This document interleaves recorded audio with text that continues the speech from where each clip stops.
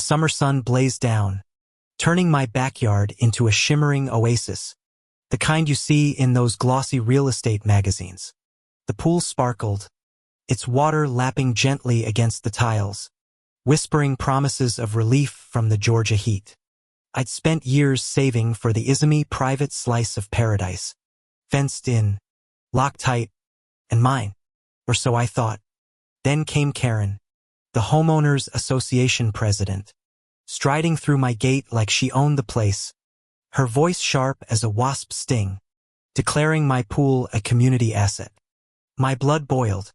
This was my home, my sanctuary, and she was trampling it with her flip-flops and a clipboard full of nonsense. I stood there, towel slung over my shoulder, the chlorine scent stinging my nose, as Karen waved a piece of paper in my face. HOA bylaws, Section 3. 2. She snapped, her eyes glinting with the kind of glee only a petty tyrant knows. Any recreational structure over 500 square feet is communal property. Your pool qualifies. Her voice was a crowbar, prying at my patience. I wanted to scream, to shove that paper down her throat. But I just stood there, jaw tight, the cicadas buzzing like a warning in the humid air. She didn't even live on my street. She'd moved into the neighborhood 6 months ago, a transplant from some gated community up north. And now she was rewriting my life. "You're wrong," I said, my voice low, trembling with the effort to stay calm. "This pool's on my deed. Private property." She smirked, her lips curling like she'd already won. "We'll see about that at the next board meeting," she said, turning on her heel, her sandals slapping the concrete. I watched her go, the gate creaking shut behind her, and something inside me snapped. This wasn't just about a pool. It was about control, about someone thinking they could walk into my life and take what I'd built. I wasn't going to let her. The next few days were a blur of rage and research. I pored over the homeowners association bylaws, the fine print blurring under the glow of my laptop screen at 2 a.m.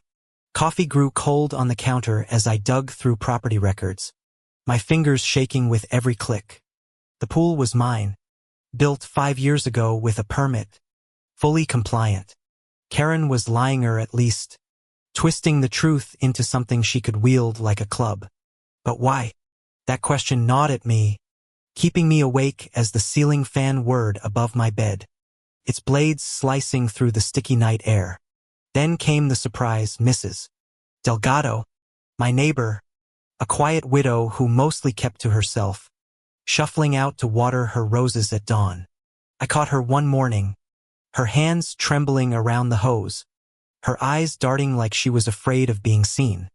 She did it to me too. She whispered, her voice barely louder than the sprinkler's hiss. "Karen, last year, said my garden shed was non-compliant. Find me until I tore it down." Her words hit like a punch. Karen wasn't just after mesh, was a serial bully, picking off anyone who dared to have something she couldn't control. Mrs. Delgado's eyes welled up, and I felt a pang, a mix of pity and fury. This wasn't just my fight anymore. I started asking around, quietly, at mailboxes and over fences. The stories poured out. Karen fining people for unapproved paint colors. Karen demanding access to private yards. Karen rewriting rules to suit her whims. The neighborhood was a pressure cooker, and I was starting to feel the heat. But I wasn't going to boil over. Not yet. I needed a plan, something to turn her game against her.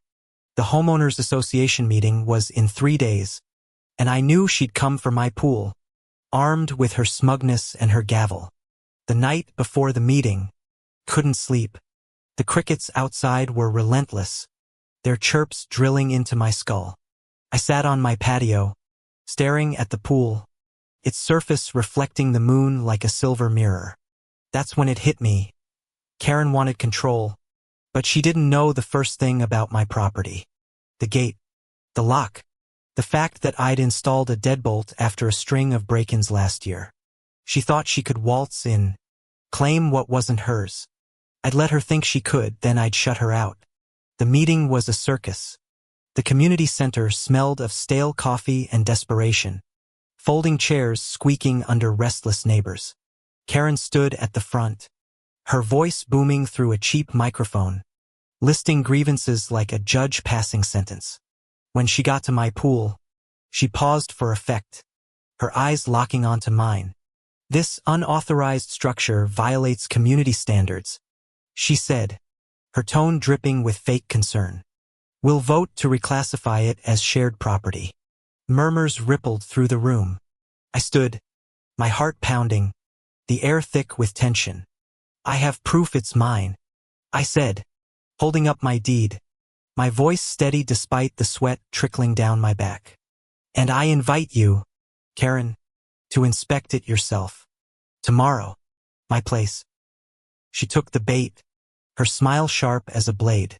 The next morning, she showed up, clipboard in hand, flanked by 2 homeowners association board members who looked like they'd rather be anywhere else.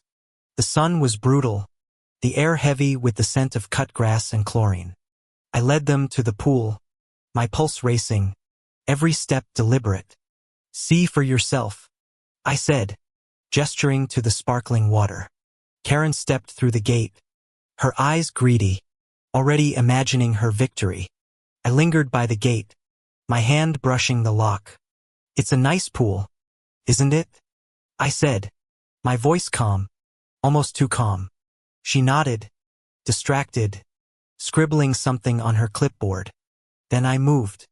The gate slammed shut with a clang that echoed like a gunshot. I snapped the deadbolt into place, the click loud enough to make her head snap up. "What are you doing?" she barked, her voice cracking. I didn't answer. I just walked away, leaving her trapped in my backyard. The board members staring, wide-eyed, through the iron bars. "You can't do this," she shouted, her clipboard clattering to the ground. I turned, my face blank. "It's my property, Karen. You said so yourself. HOA doesn't control private land." The neighbors started gathering, drawn by her yells, their phones out, recording. Mrs.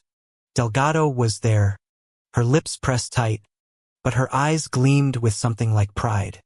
Karen's face was red, her hands rattling the gate, her composure unraveling like a cheap sweater.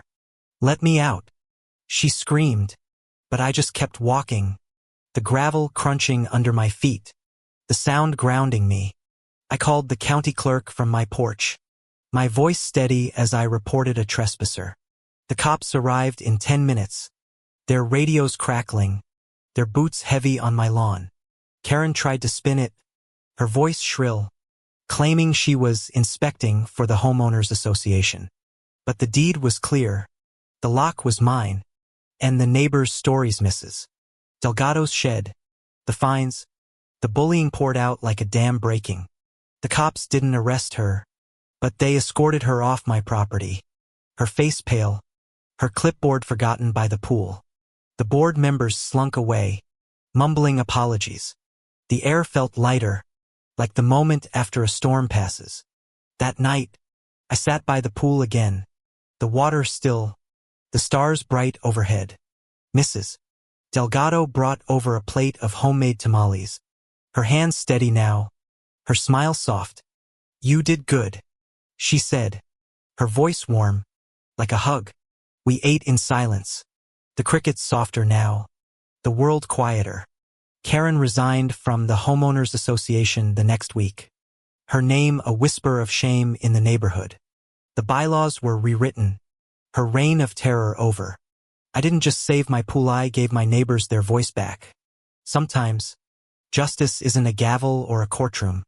It's a lock, a gate, and the courage to say, "This is mine."